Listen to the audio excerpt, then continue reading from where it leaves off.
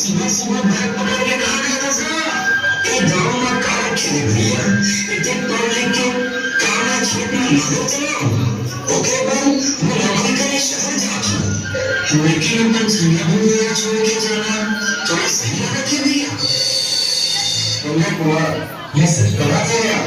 मैं रायपुर छत्तीसगढ़ से छत्तीसगढ़ से आदिवासी लोग आते हैं, वो लाखों तमिल को क्या क्यों करते चले आते हैं?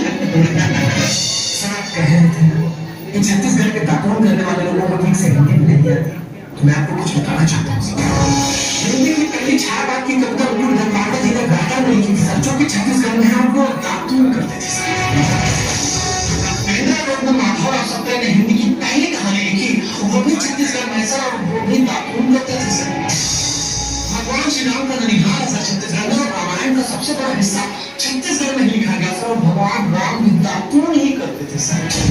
1857 की क्रांति से पहले छत्तीसगढ़ के आदिवासी शहीद वीर नारायण सिंह ने अंग्रेजों के खिलाफ क्रांति का बिगुल फूंक दिया था सर, और वो भी दातून करते थे सर।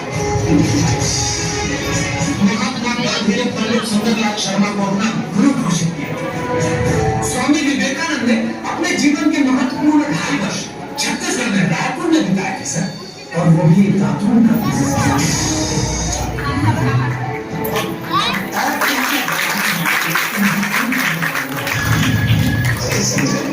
तो शहर के रहे ना? हाँ भैया, मैं शहर के चक्काचौंध में देख के दीपक के रहे हूँ। मुझे पता है संजय, ये केवल तो समस्या नहीं है, बल्कि पूरे भारत देश के हर राज्य की समस्या है।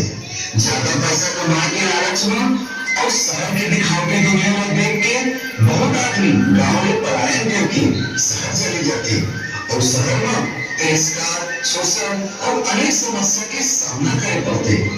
ठीक क्यों हो भैया? अब गांव में ही वो मान और सम्मान है, यही है वो माटी, और यही है वो छैया भैया।